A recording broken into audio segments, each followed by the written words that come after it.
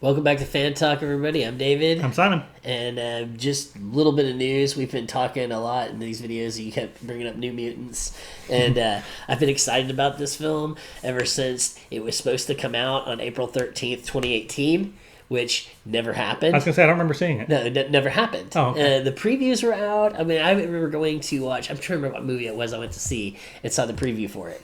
It was literally the previews were out in theaters, and all of a sudden it got pulled It might have because been Logan. a little company we know named Disney decided to buy out Fox. So that kind of threw everything into chaos because it's a Marvel film. Yeah, they want to get all these characters back. They want to do their own thing with all these Marvel properties, and the last mainstream X-Men movie, The Dark Phoenix, The Dark Phoenix, bombed. which bombed, and that one almost got shut down too, to be honest, and because their whole plan of Disney was to recast all of them and basically make none of that Start over. existent.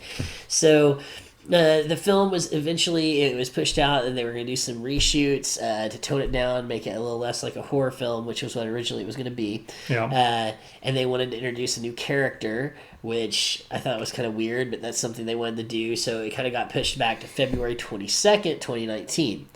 Did you see it? I don't think so. No, because it didn't come out. They pushed it back again. Yeah. And so then they reslated it again to come out on August this month, or last month, August 2nd was when it was supposed to come out in 2019. Again, we didn't see it because I guess Hobbs and Shaw scared it away. yeah, it got pushed back yet again, and so it's been in limbo. Everybody's just like, "What's happening?" I mean, you've heard me. If I can get a copy of this film, I'd love to see Yeah. it, even if it's just in pieces and I have to piece it together myself. I don't care. A lot of fan theories have been like, well, maybe they'll just drop it quietly on Disney Plus. Yeah, but no, there's actually some news that came out on FanWire. Apparently, somebody really close to FanWire, so you can always go and double check all this. Said that Disney and Marvel come to an agreement in which they have cut out all of the stuff having to do with the Singerverse, which is basically everything that's Marvel related with Fox. Right. So everything in the movie that had anything to relate with that has been cut out of it. So, and they're downplaying mutants, which in the X-Men movies is a very normal thing. It's a very small thing. It doesn't happen. It's very discreet. Not a lot of people have it. So it's like there's no reference to X-Men or any other Marvel anything in the movie. So the whole thought of that is so that Kevin Feige can make a decision on whether or not he wants to include this in the Marvel universe or if he doesn't.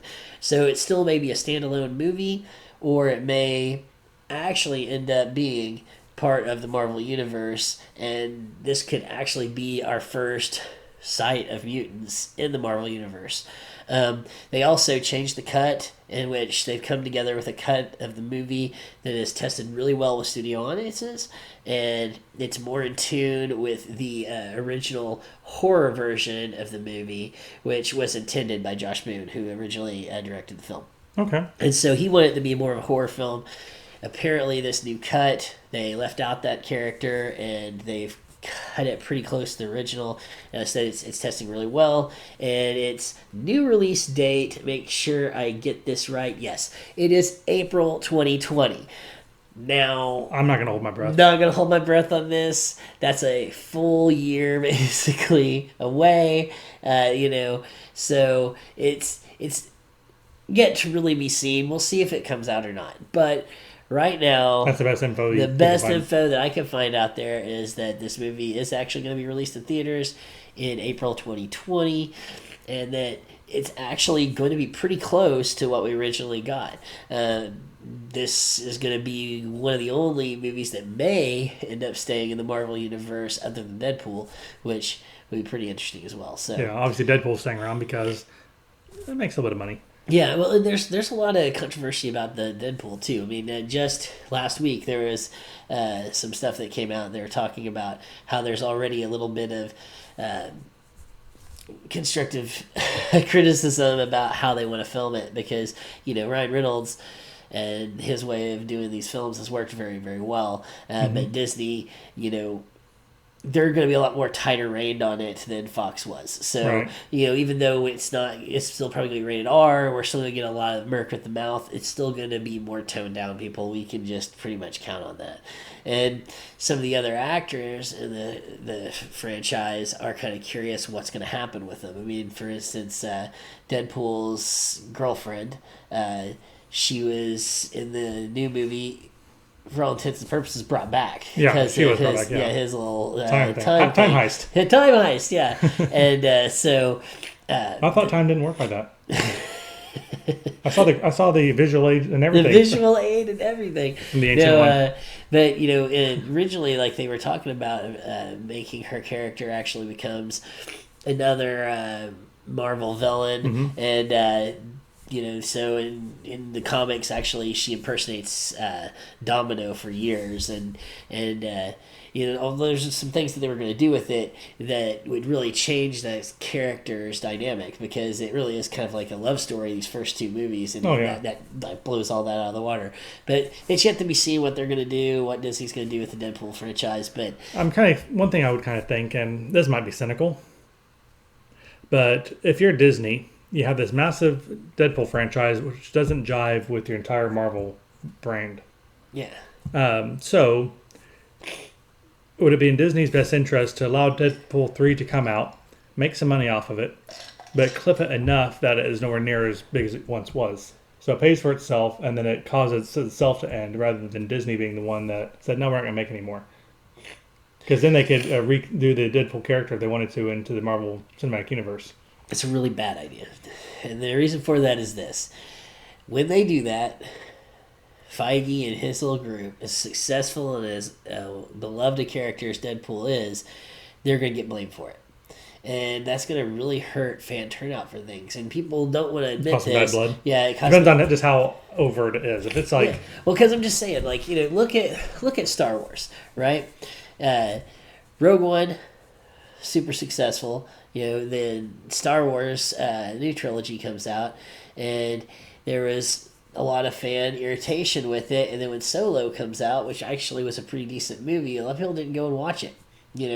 Now you look at these Marvel films; they're just about start Phase 4. So we've all said this, that Marvel's really good at taking new characters and making them amazing and wonderful. A lot of people would have been like a Guardians of the Galaxy movie, a Doctor Strange movie, but they're fantastic, right? It's something they do well. But it doesn't matter how good it is if people don't go and watch it. So if you sit there and make a Deadpool movie and everybody's expecting something to come out, and there's going to be a lot of heat on Disney, because when this comes out, people are going to immediately assume that they're going to crap it up. Yeah, he's not as raunchy as he used to be. Yeah, and they're going to be really upset by that. And it's going to end up hitting them in their pocketbook. So the smart thing to do is... Just keep making this as a separate thing. Making it as a separate thing.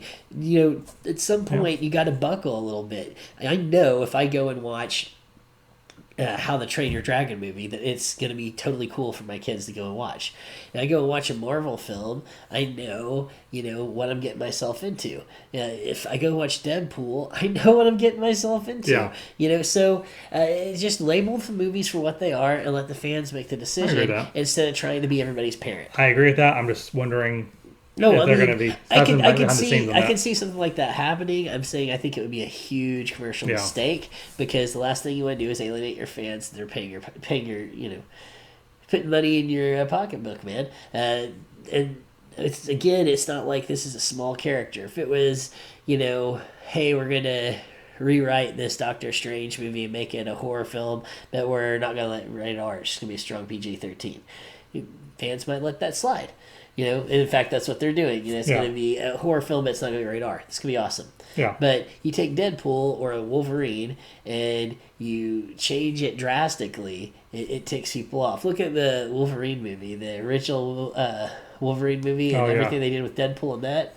To this day, that if people they make fun of it in Deadpool. In Deadpool, he makes fun of it. Yeah, he goes back and it's like, we had to fix that timeline, right? Yeah, because it was so ridiculous, and people don't let it go. So I think that Deadpool's one of those things that they tread on softly and try and keep that magic going. Yeah. But, anyways, I just wanted to get that news out there about about the New Mutants. And then also for you sci-fi junkies out there who are interested, Halo, the game series, is now being made into a TV series. It got picked up by Showtime. They actually are going to be 10 episodes. It's going to start shooting in 2020. Okay. So that's right around the corner. Shooting starts. They actually finally hired the actor who's going to be playing Master Chief.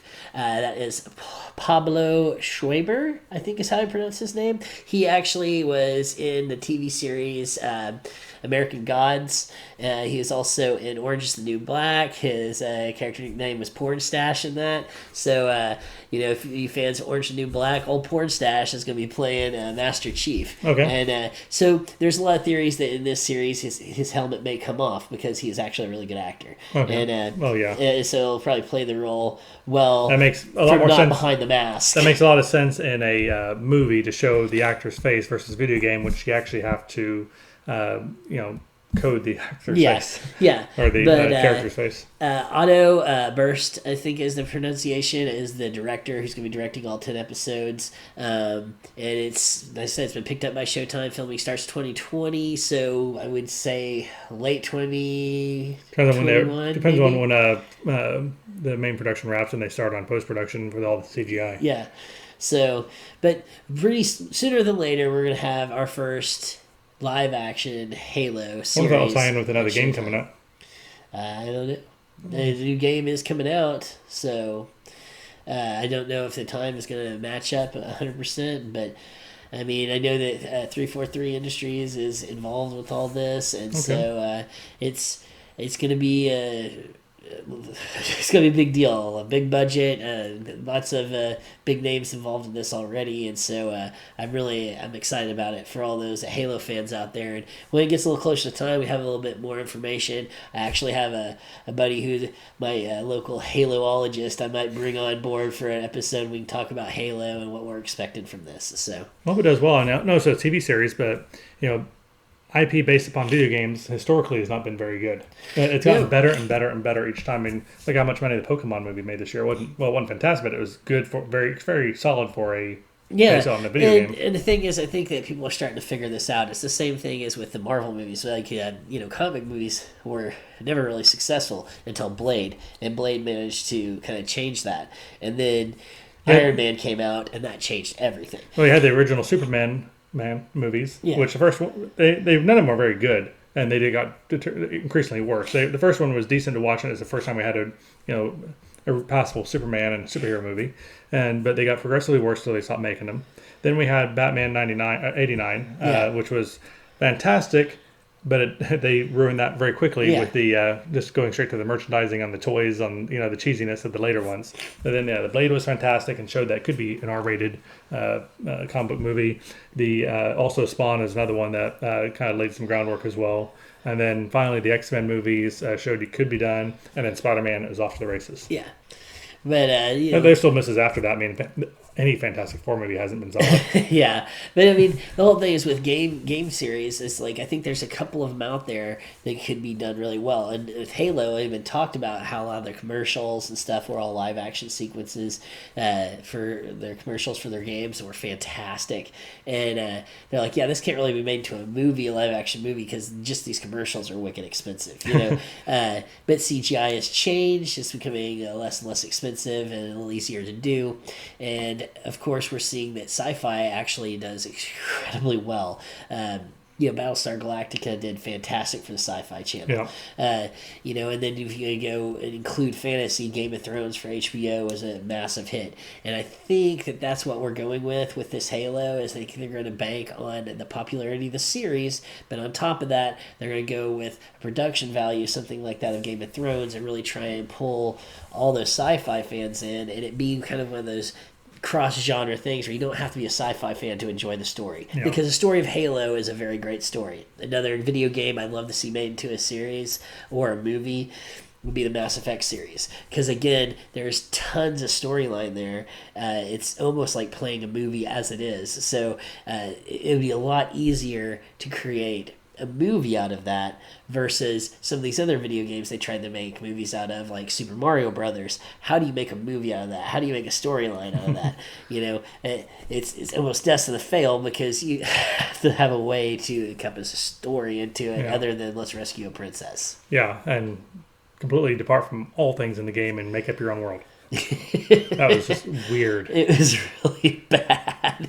But I mean, a lot of video game movies have been bad. That's why Warcraft. Keg was a bad shake. Yeah, Warcraft. I mean, Doom. Even the Resident Evil franchise. There's like 7 or 8 of them. Yeah, now. some of those movies are a lot of fun to watch, but they're not good. Yeah, they're not good, and a lot of video game people got really butthurt because they finally, towards this last one, pull in a bunch of the characters that are actually in the games and kind of pull them all together in one place, like they're finally going to go somewhere with it, and then they dissolve it all again the next film. Yeah. So there's just a lot of it when it comes to these video games. But you know what? I will say this: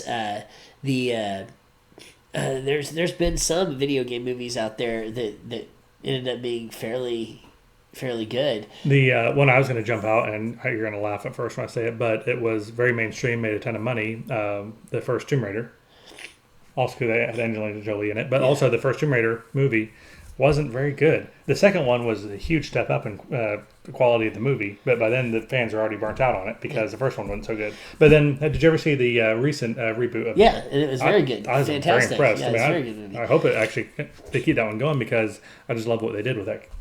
Yeah, another one. It was Assassin's Creed. That movie came out. Very good, very true to the game. There's going to be a sequel, and I mean that really followed the game. I never saw that one. Is that better than Hitman? Oh yeah, it's very good. It's very good. Hitman, and then there's another Hitman movie, Hitman 43. Actually, that second one, I mean, I enjoy a lot of films. Okay, it was a B flick. I enjoyed it. It was a lot of fun. Blood Rain was awful. Yeah, like so. And there's I think 2 sequels to that direct to video. Yeah. So, but like I said, Assassin's Creed was good. Tomb Raider's good. I feel like this series is gonna blow it out of the park, man. I think it's gonna be a good one to watch, especially if you're a Halo's fan. It's just expanding on that universe now. So, okay. Anyway, that's. Have you any other news, or because also I had something else I wanted to bring up? Oh, go for it.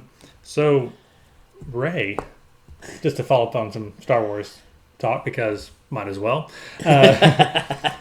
So other theories I've seen out there, another one I saw or we see was that she might be more of a Emperor clone. Yeah, she's a Palpatine, and a lot of that has to do with her sword fighting style. And if you guys are nerds like we are, go ahead and watch the Rise of the Sith, right? Revenge of the Sith, and take that scene of the Emperor fighting, and then play that next to saber fight. That saber fight. Yeah, up in his office, and play that right next to her fight in the woods with Kylo Ren in Force Awakens. They both do that like more thrusting. It's a real aggressive. Her sword style is very aggressive, and it's said in canon that he uses a Force scream that like where he like spins at him at one point. He's like rah, it's supposed to disorient him. Rey also does that when she's fighting. She like yells and screams when she's fighting, and that you take those two scenes and play them side by side, it's almost identical. And if you think about it, in this new preview, it shows a dark Rey. She could very well, that could be a clone, which I still staying by my clone theory, but it'd be really easy for her to be a female clone, possibly. Palpatina. Palpatina. No, but trademark. Yeah. But there's some stuff that like kind of shows that like the thing that got me thinking about all this is in one of our previous videos you really stumped me because I never really realized that all the Imperial types end up talking with more British accents, and American type accents are usually reserved for the good guys in the rebellion. And I was like, well, that's just casting. But you're right. The exception of Obi-Wan, Qui-Gon, and maybe a couple others here and there. But you see this huge Well, there's divide. actually actors in this last series who are British actors who they Finn. have them, Finn, have him talking in an American accent. Naturally he's British. He's British, which would make sense. And then you have Ray, who's speaking more in a British accent, and So there's a reason for it somehow. there's got to be a reason for that. Yeah, so if there's a reason for it, it started to make me think. And I started looking into some stuff, and I'm like, you know what? She might be a Palpatine. And which would make sense because she in the last film, Last Jedi, Luke was going on about how she naturally, goes towards the dark side. The dark side calls to her. In the book, and even adaptation of the movies, it says several times that she hears the voice, and it's probably Palpatine, not Snook, but that she hears a voice constantly calling to her, like from the dark side. And in fact, whenever she knocks down Kylo Ren in the first battle, and he's down, and he's like trying to get his lightsaber to come to her, she hears a voice say, "Kill him," and she obviously doesn't. So I kind of feel like that Rey has a lot of the dark side calling to her, and it would make more sense why she had powers very quickly. Yeah, not just to Mary Sue. There's a reason for it. Yeah, there's a reason why she has powers so quickly. She hasn't been trained, but she can just call them up. And a lot of that probably has to do with the fact that she is either a wound in the Force, which is something else we can get into, which is touched in some of the games, which means that she actually has forgotten or been cut off from the Force and has had Force powers before, and so now it's all coming back to her real naturally. Or she's somebody important, she's not just, like you said, not a Mary Sue. So it's not just like, oh, she's just gifted. No. Yeah, of course. It's funny no one said that about Luke having all the same things happen to him and figuring everything out that fast. Yeah.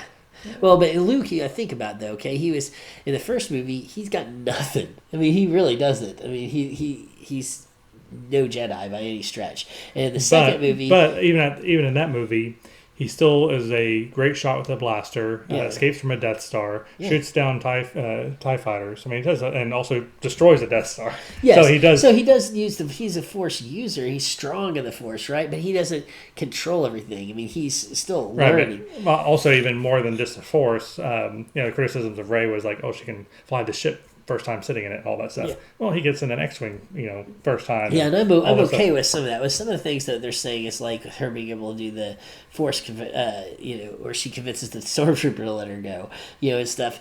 Like monkey see, monkey do. She sees, Kylo doing something, and she just immediately do it. Yeah.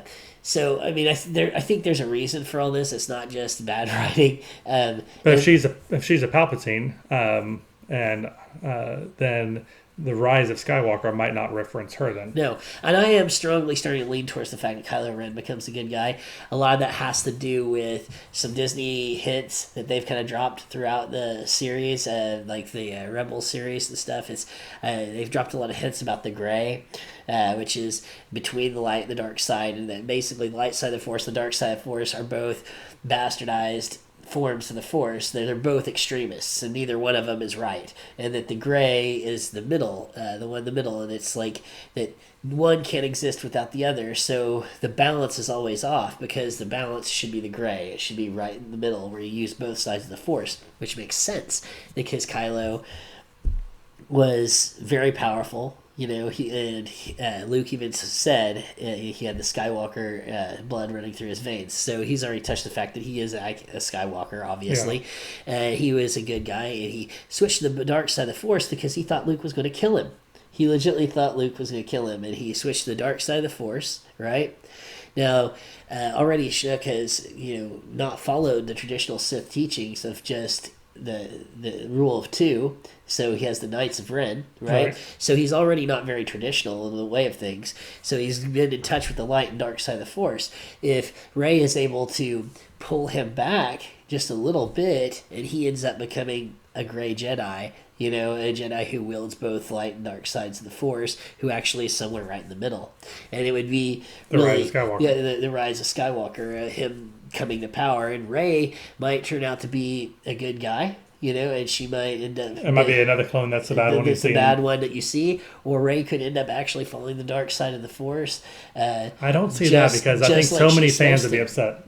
And I'm with you. I feel like it would really. I don't want to see Rey be a bad guy. I don't want to see that, and I don't necessarily think that would happen. I think it'd be really cool if they end up having it be a bunch of clones and the Emperor and Kylo Ren and Rey have to take them on. I think that would be really great. And kill mode 3PO. But there's just so many things that this could be. I do know that even old Kevin Smith said that the end of this movie is going to blow our minds. So there is just no telling where they're going to go with this. I do know that Mark Hamill has voiced over and over and over again how he's been really kind of upset with the series because he just feels like Luke would have never been a quitter. He never would have actually went to this planet and just been a hermit for this long. He's said in almost every interview, Luke Skywalker doesn't do that. He's the most optimistic guy. Jedis never give up. They always find a way. So he's voiced over and over and over again that he's been upset with the interpretation of Luke Skywalker. I wonder if that will come around again because now changing directors back to the first one. Yeah, but he also said that that they explained to him that he has to be this character for the story to work the way it's supposed to work, and that it's all going to go in a different direction. So obviously they're doing something different, and Disney has been working on this for a long time. There's been a lot of talk recently about all the little hints they've dropped in, the Rebels cartoon series and in these other movies. And so I think that a lot of the information we need is actually out there. So I think once you see this final film, we're going to be like, oh. And I think, like, you brought up the mirrors as a perfect example of that. A lot of people saw that and didn't think anything about it. And me, I look at that and it's like all those pictures of her. Obviously, it's a clone. Obviously, right. There's like that's cut and dry as far as I'm concerned at this point. She's a clone. A clone of who is the question. And a lot of people are thinking Skywalker. And I think the big pull is going to be she's not a Skywalker. It's Kylo Ren. He's going to be the good guy. He's going to be our Palpatine. Our hero. Yeah, and it might even be one of those things that he's our hero and he ends up dying at the end. Maybe he isn't fully redeemable and he has to die, but his sacrifice some way is going to be important. In After passing on the Skywalker gene. Which means him and Rey. Yeah, but who knows? I mean, there's just no telling. But although she's not a Skywalker, them hooking up isn't weird. Yeah, and it's one of those things, too, that we're really looking like they're probably going to wrap up, like, this series. Even the preview where it shows all the Star Wars movies in sequence leading up to this, it gives you this feeling that they're going to take all that story somehow and wrap it all up in a nice little bow for us. 9-part arc. Yeah, and just kind of wrap it up in a little bow for us, and we're going to be like, oh, wow, and then that's going to be that. And then this storyline will end, other than the Kenobi movie we get, and a series. And then Mandalorian. And Mandalorian, which actually takes place after Jedi, I hear. So there'll be others. I think that we'll see a lot more Star Wars. The first Jedi, not the second Jedi. Yeah, I think we'll see a lot more Star Wars from Disney, obviously, but I think they're going to try and move past that. And I tell you, I mean, it's some of the characters it would be hard to do series on without having Luke Skywalker, but I would really like to see more touched on Mara Jade. That'd be really awesome. She's an awesome Star Wars character, and I've never seen in the film, and that's kind of once again, they need to get Vader, get him saying, James Earl Jones, get him saying every single word possible. That way they can just keep doing Vader with the mask on. Well, there's a lot of fan theory that maybe the Rise of Skywalker, that they're actually going to bring Anakin back. Like, it's not just a clone of the Emperor, but maybe somehow Anakin comes back. I mean, I've saw 1,000 videos on 1,000 different theories, and it's been a lot of fun. But in the end, we're not going to know anything until December. Hayden Christensen's back. Yeah, until December, we're not going to really know anything. But I can tell you this, my prediction is that Rey obviously is a clone and is somehow, some way related to the Emperor. Yeah. I think that she is going to be more on that lineage side of things than on the Skywalker lineage. And my other prediction is that Kylo Ren is going to end up being the hero of this film. He's going to be a good guy. By the end of it, he's going to come to not necessarily the light side of the Force, but he's going to be the protagonist. Be the one that finally fulfills the prophecy and brings balance to the Force. Yeah. Those took a few generations. by becoming a gray Jedi, which is balance. And if you think Yeah. about it, that makes no sense. And this was all covered in George Lucas's original theory when he wrote that he wanted the story to be told by an outside source, which was the Wills, which are these beings have always been and always and they've witnessed all this, and they're kind of telling the story. And he moved away from that, but he actually had this, manuscript called the Journal of the Wills, and that's been around for forever. And apparently Disney's taken a lot of stuff from that, which has made it into the Rebels cartoon series. And a lot of that touches on the gray side of the Force, which is like in the middle. So, and it's going to bring it all back around to where people are going to be like, I guess I got to watch Phantom Menace again to see what they're talking about with the prophecy. Prophecy could have been misread, as Yoda said. So, we'll see. Like I said, I could... This series and then another as it gets closer, Dune is getting a reboot, so that'd be good. I might be able to get my buddy Richard come on. We can talk some Dune. Dune's another great sci-fi. Is that back when Patrick Stewart had hair? No, he's never had hair. Google it. Did he? It looks weird. It's probably just a year or two before Dune. Okay, it was like in Dune he still looked old. Yeah, fantastic, but he still looked old. Yeah, because I mean, you actually look up how old he was at Dune, you'd actually be shocked. He's like 40s, right? Yeah, he's like younger 40s then. Yeah. And you're like, did that guy ever have hair? No. He did. Google it. Anyways, folks, don't forget to like and subscribe. And if you have anything you want us to look into or talk about, just leave a comment for us. Thanks for watching.